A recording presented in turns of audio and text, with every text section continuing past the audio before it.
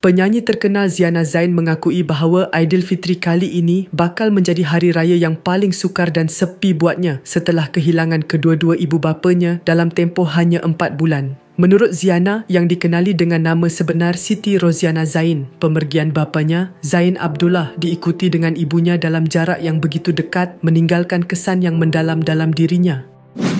Sebelum kita lanjutkan, marilah kita hadiahkan Al-Fatihah.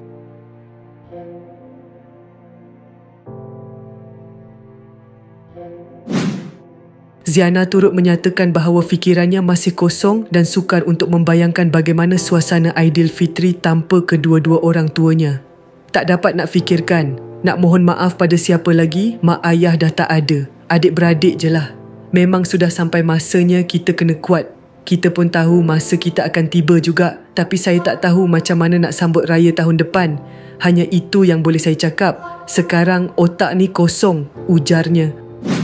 Bila fikirkan tentang baju raya pun tak ada lagi. Tak ada lagi baju raya, nothing to look forward. Kalau ada pun hanya anak-anak, jelasnya lagi.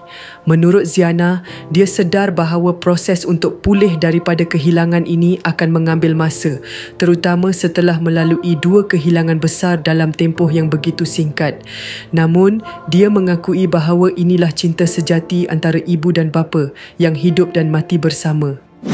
Walaupun berat untuk menerima kenyataan bahawa dirinya kini yatim piatu, Ziana mengungkapkan bahawa dia reda dengan ketentuan ilahi.